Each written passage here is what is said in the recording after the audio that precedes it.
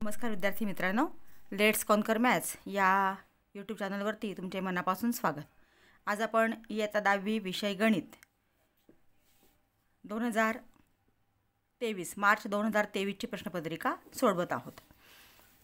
मी यापूर्वीही काही प्रश्नपत्रिकांचे video upload केलेले आहेत, ते सुद्धा तुम्ही पाहू शकता. प्रश्न पहिला ए. पुढील प्रत्येक उपप्रश्नासाठी 4 पर्यायी उत्तरे दिली आहेत. त्यापैकी अचूक पर्याय निवडून त्याचे वर्णाक्षर लिहा. 4x + 5y = 19 चा आलेख काढण्यासाठी x = 1 असताना y ची किंमत किती? आता इथे आपल्याला हे समीकरण दिलेलं आहे. 4x + 5y = 19. आता x ची किंमत 1 ठेवायची आहे. मग इथं 4(1) किंवा गुणिले 1 लिहा अधिक 5y = 19. 4(1) 4 अधिक 5y = 19. 5y आहे तसेच बरोबर 19 आहे तसेच आणि हा 4 उजव्या बाजूला येताना वजा होणार आहे. -4. 5y = 19 मधनं 4 गेले 15. y = 15 छेद हा 5 इकडं भागिले होणार आहे. 5 × 5 5 × 15 म्हणजे y बरोबर किती आलं? उत्तर 3. पर्याय क्रमांक बी. अशा पद्धतीने तुम्ही रफ पेजवरती सोडून त्याचं उत्तर काढून फक्त पर्याय लिहायचा आहे उत्तरपत्रिकेमध्ये. दुसरं गणित. खालीलपैकी कोणते समीकरण वर्ग समीकरण नाही? म्हणजे वर्ग समीकरण नाही हे आपल्याला शोधायचं आहे. आता इथं x² अधिक 4x = 11 अधिक x². दोन्ही बाजूला x² आहे आणि इथं दोघांचं चिन्ह समान आहे. म्हणजे डाव्या बाजूला इथं जे आहे त्याला पण धन आहे, हा उजव्या बाजूला आहे, हा सुद्धा x² सुद्धा धन आहे. हा जर आपण या बाजूला घेतला तर तो वजा होणार आहे आणि x² कॅन्सल होणार आहे.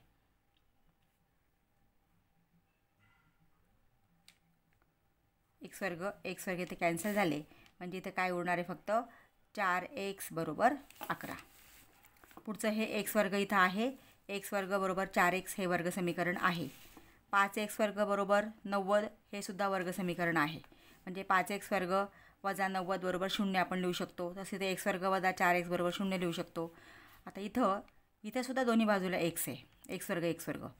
तर हा x² जर इकडे घेतला तर तो ऋण होणार आहे. म्हणजे इथं बघा 2x - x² आणि हा x² आणि अधिक 5 इकडे आपण घेतला तर -x² अधिक 5. मग 2x - x² आणि -x² -2x² अधिक 5 = 0. म्हणजे इथं वर्गपद आहे. हे आपण सामान्य रूपात नंतर लिहू शकतो. म्हणजे इथं वर्गपद आहे म्हणजे हे वर्ग समीकरण आहे. इथं चिन्ह भिन्न होते, दोन्ही समान होते दोन्ही बाजूला, म्हणून ते एका बाजूला घेतले तर हे कॅन्सल झाले. म्हणजे 4x = 11 हे वर्ग समीकरण नाही आणि आपल्याला वर्ग समीकरण नाही हे आपल्याला शोधायचं आहे. म्हणजे पर्याय क्रमांक हा ए आहे. एका अंकगणितीय श्रेणीसाठी a = 3.5, d = 0 तर tn = किती? आता इथं d 0 आहे म्हणजे सामान्य फरक इथं 0 आहे. म्हणजे पहिलं पद पण 3.5, दुसरं 3.5, तिसरं 3.5, चौथं 3.5 असे तुम्ही कितीही पदं घेतली, अगदी शेवटचं पद म्हणजे tn हे सुद्धा किती असणार आहे? 3.5च असणार आहे.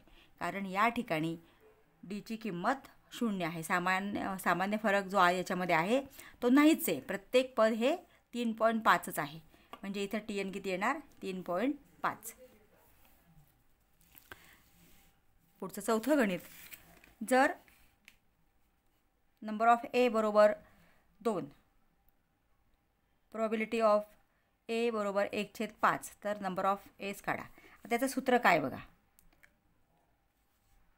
Probability of a = number of a upon number of S हे सूत्र आहे. आता आपण इथे किमती ठेवूया. प्रोबॅबिलिटी ऑफ a किती दिलं आहे? 1/5 दिले. बरोबर. नंबर ऑफ ए किती आहे? 2 आणि नंबर ऑफ एस आपल्याला काढायचं आहे. मग तिथे तिरकस गुणाकार जर आपण केला तर 1 × नंबर ऑफ एस म्हणजे नंबर ऑफ एस एकाने कोणत्याही संख्येला गुणला तर गुणाकार तोच येतो आणि 2 गुणिले 5 बरोबर 10. म्हणजे इथं पर्याय ए. अशा पद्धतीने उदाहरणं सोडून फक्त तुम्ही उत्तरपत्रिकेमध्ये पर्याय आणि त्याच्यापुढे उत्तर लिहिलं तरी चालेल, पण पर्याय त्या ठिकाणी लिहा. पुढचा प्रश्न घेऊया. बी प्रश्न, खालील उपप्रश्न सोडवा. पहिलं, पुढील निश्चयकाची किंमत काढा. आता इथं निश्चयक मी लिहून घेतला आहे 4, 2, 3, 7. निश्चयकाची किंमत काढताना तिरकस गुणाकार करायचा आणि आलेल्या गुणाकारांची वजाबाकी करायची. 4 गुणिले 7 वजा 3 गुणिले 2, 4 साते 28 वजा 3 दुणे 6, 28 मधनं 6 गेले 22. याप्रमाणे निश्चयक सोडवायचं आहे. आता याचं 1 मार्काचं हे गणित आहे आणि स्कीम ऑफ मार्क्स तर याला अर्धा मार्क आहे. म्हणजे ह्या स्टेपला अर्धा मार्क आणि ह्या स्टेपला अर्धा मार्क असतो. म्हणजे तुम्ही ही स्टेप नाही लिहिली तरी चालेल, हे लिहून डायरेक्ट उत्तर लिहिलं तर तुम्हाला 1 मार्क मिळू शकतो. पण तुम्ही जर हे उत्तर नाही लिहिलं, ही स्टेप नाही लिहिली तर तुम्हाला मार्क मात्र इथं अर्धाच मिळतो. म्हणून ज्या स्टेपला मार्क्स आहेत त्या स्टेप्स तुम्ही लिहिल्याच पाहिजे. अशा पद्धतीने हे निश्चयक कुठलंही उदाहरण असेल तर हीच पद्धत आहे की तिरकस गुणाकार करा. 4 गुणिले 7, 3 गुणिले 2 आणि त्यांची वजाबाकी. मग 4 साते 28 वजा 3 दुणे 6, 28मधनं 6 गेले 22. आता पुढचं दुसरं गणित आहे. पुढील अंकगणिती श्रेणीमधील सामायिक फरक काढा. श्रेणी आहे 2, 4, 6, 8. आता इथं 2, 4, 6, 8 ही अंकगणिती श्रेणी लिहिलेली आहे. आता इथं आपल्याला डी काढायचा आहे. म्हणजे इथं T1, T2ची किमती लिहून घ्या. T1 2, T2 बरोबर 4, T3 बरोबर 6 आणि T4 बरोबर 8. मग सामायिक फरक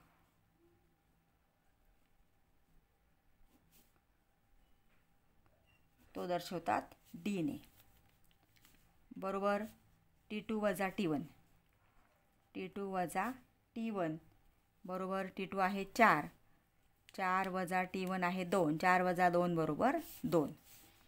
नंतर T3 वजा T2, T3 आहे 6 आणि T2 आहे 4, 6 वजा 4 बरोबर 2.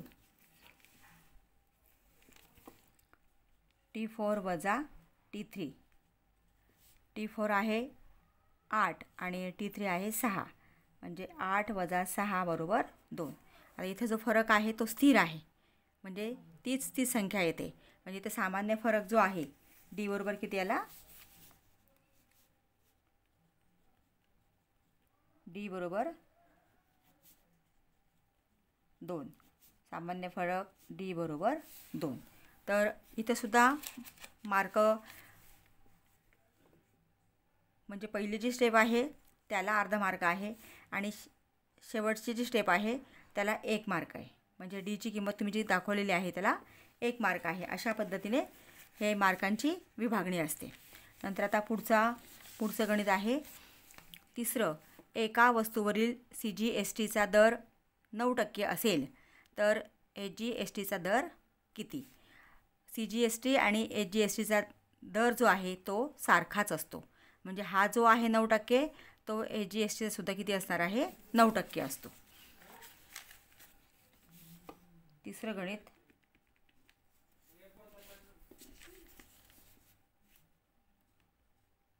CGSTचा दर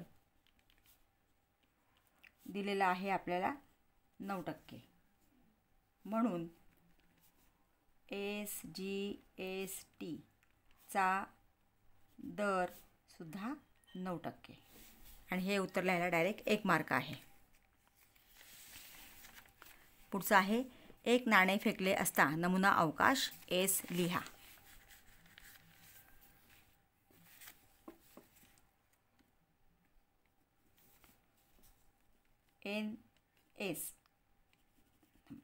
S बरोबर आपल्याला फक्त नमुना अवकाश लिहायचा आहे.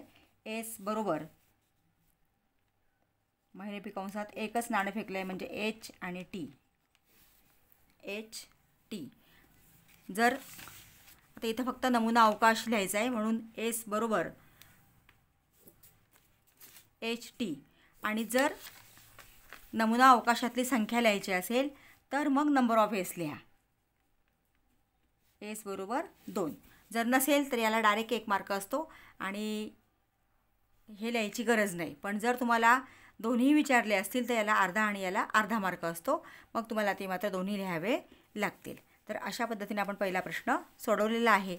आता आपण प्रश्न दुसरा घेऊया. प्रश्न दुसरा ए.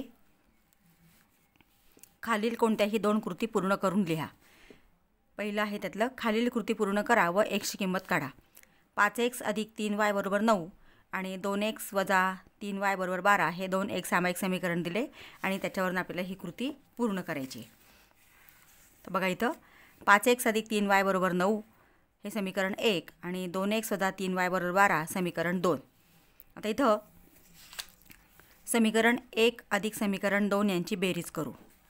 समीकरण 1 लिहिलं आहे, समीकरण 2 लिहिलं. आता बेरीज करताना इथं समान चिन्ह आहेत. समान चिन्ह असेल तर त्यांची बेरीज करायची, चिन्ह आहे तेच द्यायचं आहे. म्हणून 5 आणि 2 7, 7x, 5x आणि 2x 7x. या दोघांना धनचिन्ह आहे म्हणून याला धनचिन्ह दिलं आहे.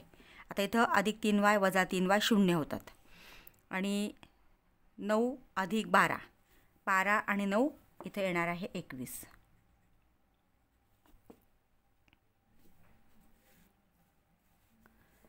नंतर x बरोबर एक्सची किंमत काढायची आहे. मग हा 21 भागिले हा 7,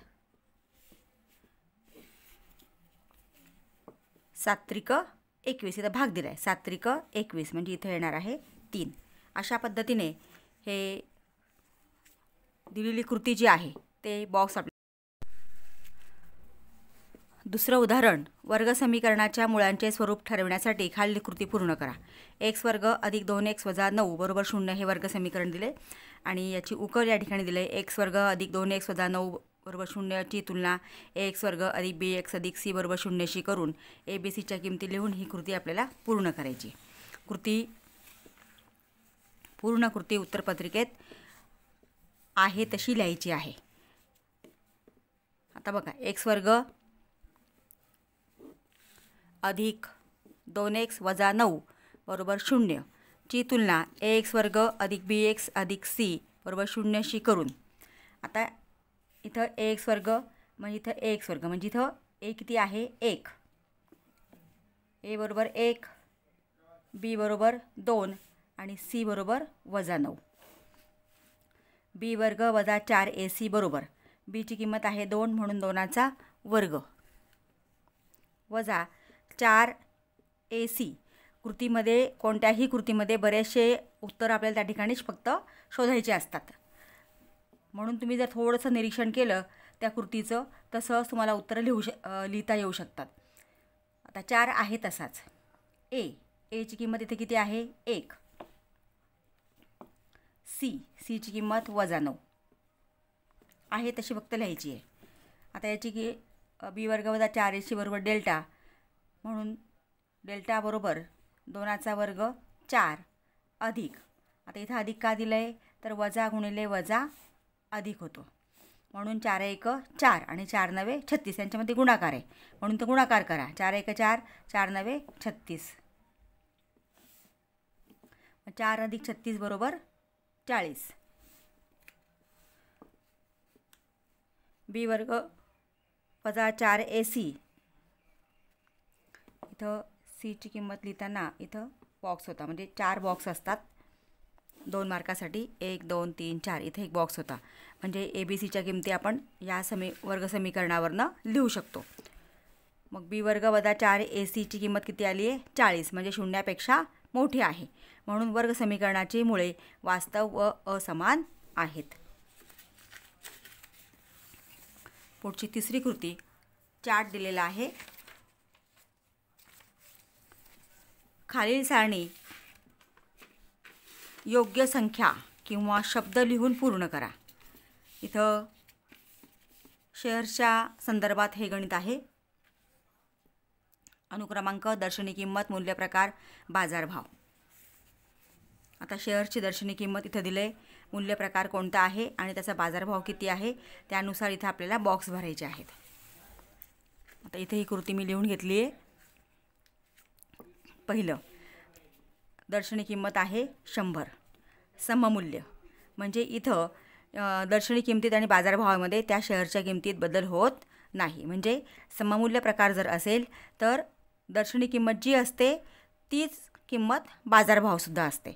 म्हणून इथं येणार आहे ₹100. आता इथं आपल्याला बॉक्स दिला आहे. अधिमूल्य आहे 500 आणि इथे दिलं आहे बाजारभाव 575. म्हणजे 575 हा बाजारभाव आहे त्या शेअर्सचा. अधिमूल्य 500 म्हणजे ₹500 वाढ झाली आहे. मग 575मध्ये ₹500 वाढ झाली म्हणजे शिल्लक किती राहिले? 75. म्हणजे त्या शेअर्सची दर्शनी किंमत आहे 75. 75 दर्शनी किंमत, ₹500 अधिमूल्य. अधिमूल्य म्हणजे शेअर्सची दर्शनी जी किंमत आहे त्याच्यामध्ये ती किंमत तेवढी वाढलेली असते आणि ती वाढवून तो बाजारभाव ठरलेला असतो. म्हणून या ठिकाणी अधिमूल्य 500 म्हणून बाजारभाव आहे 575. तिसरा आहे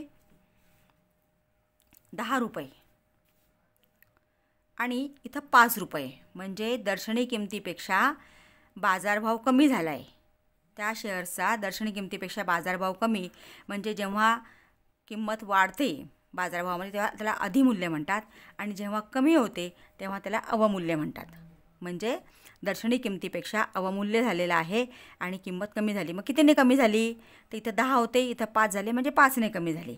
म्हणजे अवमूल्य ₹5.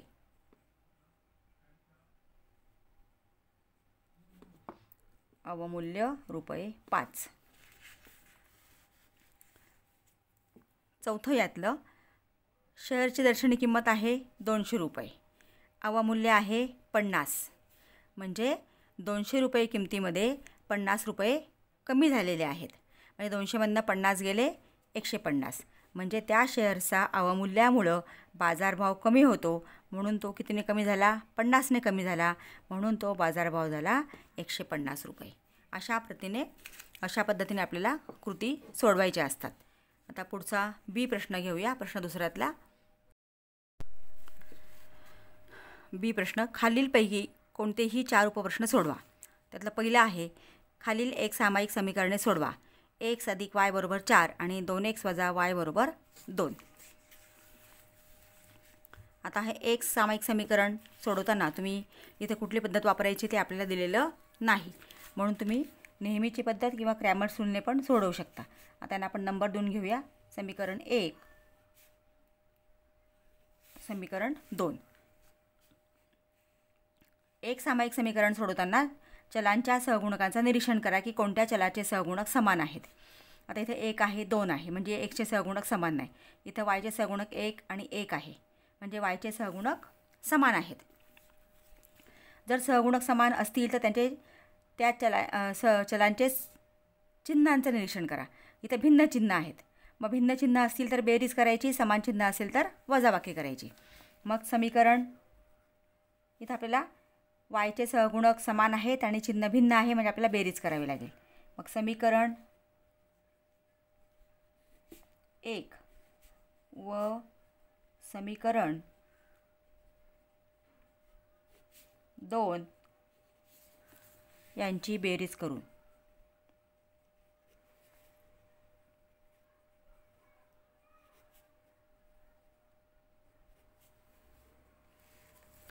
मग ते समीकरण पुन्हा लिहायचे आहेत. x + y = 4 आणि 2x - y = 2. मग x + 2x 3x + y - y 0 बरोबर 4 + 2 6. एक्सची किंमत काढायची म्हणून x बरोबर 6 आणि हा 3 इकडे त्यांना भागिले होणार आहे. 3 × 3 3 × 2 6 म्हणजे x बरोबर 2. आता ही किंमत समीकरण 1 मध्ये ठेवा. मग x बरोबर 2 ही किंमत समीकरण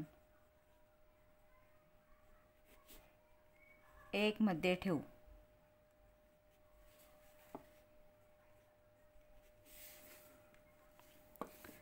समीकरण 1 आहे x अधिक y बरोबर 4. समीकरण 1 x अधिक y बरोबर 4.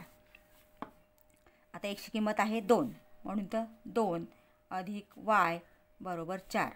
आता y आहे तसाच, 4 पण आहे तसाच आणि हा 2 इकडे त्यांना वजा होणार आहे. म्हणजे y बरोबर किती आलं 4 वजा 2 बरोबर 2. म्हणजे इथं y बरोबर 2. म्हणजे समीकरणाची उकल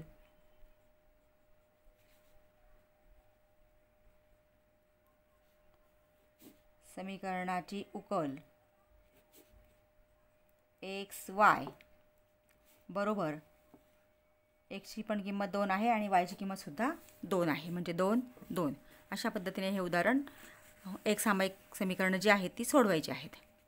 त्याच्यानंतर दुसरं गणित आहे. खालील समीकरण एक्स वर्ग अधिक बी एक्स अधिक सी बरोबर 0 या स्वरूपात लिहा. प्रत्येकातील ए बी सी यांच्या किमती ठरवा. समीकरण दिले 2y बरोबर 10 वजा y वर्ग. 2y बरोबर 10 वजा y वर्ग हे आपल्याला एक्स वर्ग अधिक बी एक्स अधिक सी म्हणजे ए वाय वर्ग अधिक बी वाय अधिक सी बरोबर 0 बरोबर 0शी लिहायची, तुलना करायची. मग हे सगळे जी पदं आहेत उजव्या बाजू ते डाव्या बाजूला घ्या. मग 2y हा अधिक 10 इकडे त्यांना वजा 10 होणार आहे आणि वजा y वर्ग हा अधिक y वर्ग होणार आहे बरोबर 0. आता याला फक्त आपल्याला हे अरेंज करून घ्या. y वर्ग तिथंच आपण करतो आहे म्हणून चिन्ह बदलणार नाही. y वर्ग पहिल्यांदा घेतला अधिक 2y वजा 10 बरोबर 0.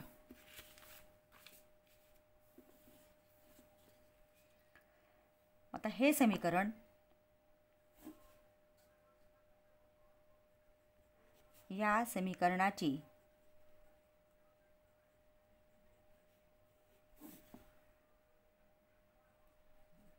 ए वाय वर्ग अधिक बी वाय अधिक सी बरोबर 0 शी तुलना करून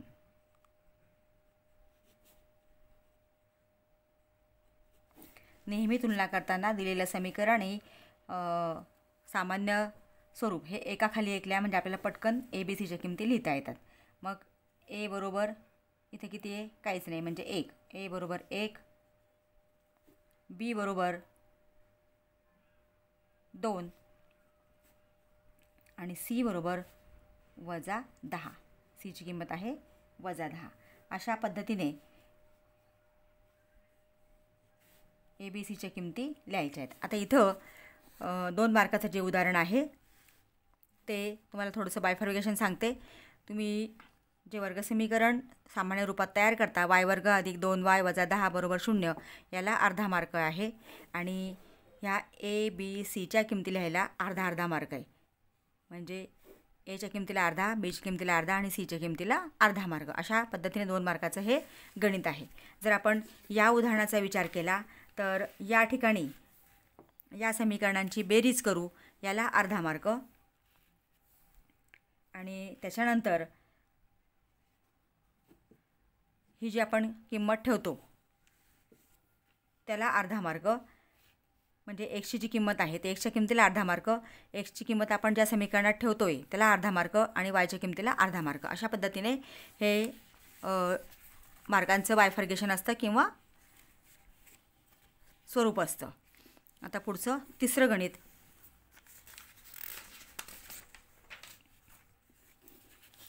जर अंकगणिती श्रेणीचे पहिले पद म्हणजे ए बरोबर 10 व सामान्य फरक डी बरोबर 5 असेल तर ती अंकगणिती श्रेणी लिहा. पहिले पद ए बरोबर 10 आणि सामान्य फरक डी बरोबर 5. आता इथं ए म्हणजेच काय T1. मग ए बरोबर T1 बरोबर 5 पहिलं पद. आता आपल्याला T2 काढायचा असेल. आता इथं T1 काढायला अर्धा मार्क आहे आणि नंतर T2 बरोबर T1 अधिक D T1ची किंमत आहे 5 अधिक Dची किंमत 5. T1 इथं आहे 10. 5 नाही 10. T1 10 आणि D आहे 5. म्हणून T1 अधिक D बरोबर 10 अधिक 5 बरोबर 15. नंतर T3 बरोबर T2 अधिक D. T2 किती आहे 15 अधिक 5. इथं 5 येणार आहे कारण D हा सामान्य फरक आहे, तो सारखाच असतो म्हणून त्याची किंमत तीच येणार आहे. मग 15 अधिक 5 20. नंतर T4 बरोबर T3 अधिक D बरोबर 20. T3 20 आहे म्हणून 20 अधिक 5 बरोबर 25. अशा पद्धतीने T1, T2, T3, T4 या किमती काढल्यानंतर आपल्याला ती अंकगणिती श्रेणी लिहिता येते. आता याचासुद्धा तुम्हाला मार्क सांगते की T1 लिहायला अर्धा मार्क, नंतर T2 लिहायला अर्धा मार्क, T4 लिहायला अर्धा मार्क आणि अंकगणिती श्रेणी लिहायला अर्धा मार्क.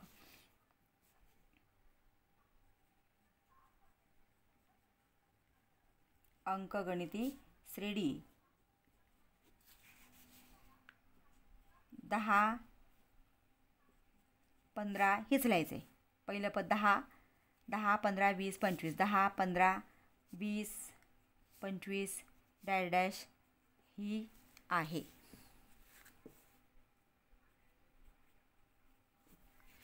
अशा पद्धतीने जर तुम्हाला पहिलं पद दिलं असेल आणि सामान्य फरक दिला असेल तर या प्रकारचं उदाहरण आलं तर फक्त लक्षात ठेवा की T1 म्हणजे पहिलं पद, T1मध्ये तुम्ही D मिळवायचा आहे, T3 काढण्यासाठी T2मध्ये D मिळवा, T4 काढण्यासाठी T3मध्ये D मिळवा.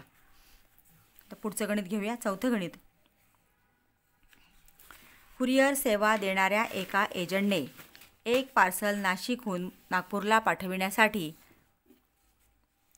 ग्राहकाकडून एकूण 590 रुपये घेतले. त्यात 500 रुपये करपात्र किमतीवर केंद्राचा कर 45 रुपये व राज्याचा कर 45 रुपये आहे.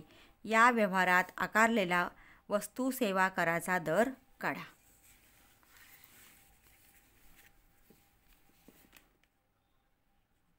चौथं गणित. आता एकूण वस्तू सेवा कर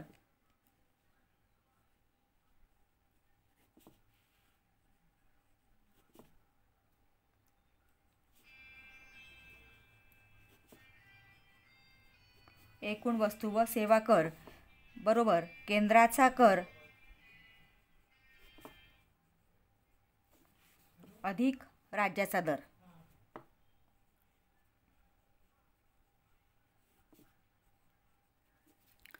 एकूण वस्तू व सेवा कर केंद्राचा कर अधिक राज्याचा कर. आता केंद्राचा कर आणि राज्याचा कर किती आहे बघा. केंद्राचा कर 45 रुपये आणि राज्याचा कर 45 रुपये. म्हणजे इथं 45 बरोबर 45 अधिक 45 बरोबर 90 रुपये.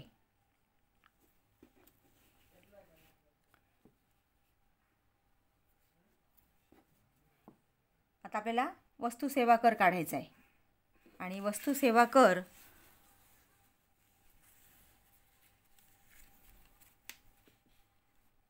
₹590 घेतले आणि 500 रुपये म्हणजे 500ला 90 रुपये जास्त घेतलेले आहेत. म्हणजे 590 घेतले म्हणजे 500 रुपयाला 90 रुपये जास्त घेतले.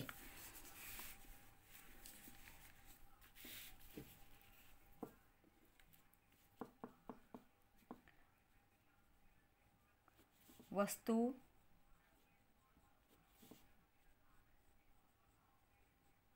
सेवा कराचा दर.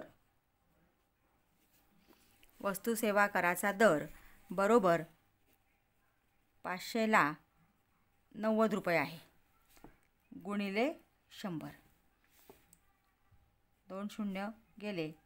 इथे आपण भाग दिला. 5 1 5. 9मधनं 5 गेले 4 उरले. 5 8 40 म्हणजे 18%.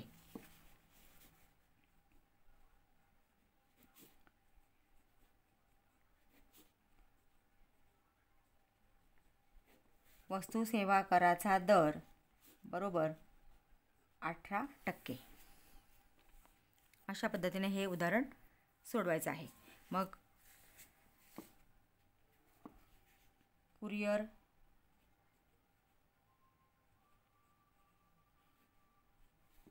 सेवा देणाऱ्या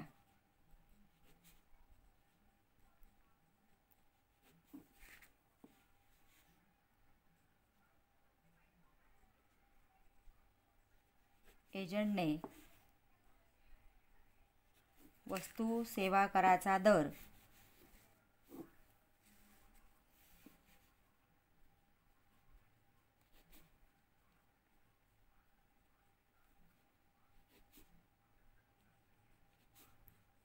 18% आकारला.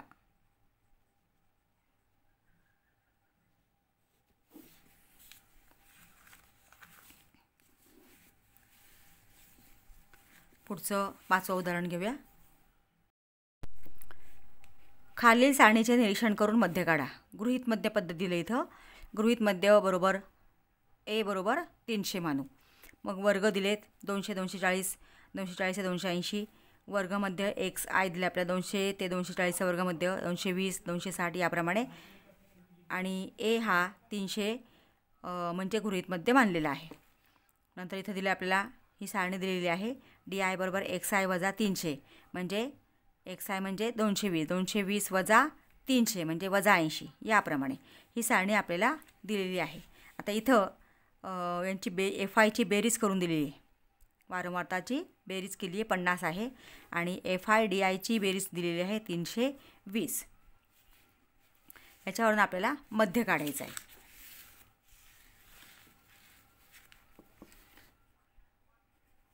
पाचवं उदाहरण. आता मध्याचं सूत्र आहे बार डी बरोबर summation of F I D I छेद समेशन ऑफ एफ आय बरोबर. आता एफ आय डी आय हा किती बघा 320 आणि एफ आय आहे 50 बरोबर 320 छेद 50. इथं आपण हा शून्य घालवला म्हणजे बरोबर 32/5. इथं 5ने भाग दिला. 5 1 5, 5 30. 32 मधनं 30 गेले, 2 उरले, शून्य घेतलं, पॉईंट दिला आपण इथं. 2वरती शून्य घेतला, 5 चौक 20 म्हणजे 6.4. बारडी आहे 6.4. आता आपल्याला मध्य काढायचं आहे. मग मध्य म्हणजे एक्स बार बरोबर ए अधिक बार डी. आता एची किंमत आहे, हे उदाहरणात आपल्याला दिलेलंच असतं. एची किंमत आहे 300 बघा. इथं गृहीत मध्यमध्ये मानलेला असतो तो आपल्याला तो मानलेला जो मध्य आहे तो असतो ए. म्हणजे ए आहे इथं 300 आणि डी आपण काढला आहे 6.4. आता ही दशांश अपूर्णांकांची बेरीज करताना 300.00 आणि 6.4 हा शून्य नाही घेतला तरी चालेल. इथं बेरीज करतो आहे आपण 404.603 म्हणजे 300 किंवा इथं हा शून्य घेतला तर 40 येणार आहे. 306.40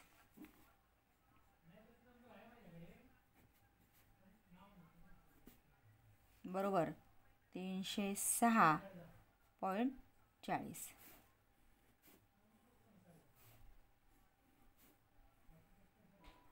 अशा पद्धतीने आपल्याला सारणी दिली असेल तर त्याच्यावरनं मध्य काढण्यासाठी हे सूत्र फक्त लक्षात ठेवा, पाठ करा, म्हणजे आपल्याला उदाहरण सहज सोडवता येतं. विद्यार्थी मित्रांनो, अशा पद्धतीने आपण हा दुसरा प्रश्न पूर्ण केलेला आहे.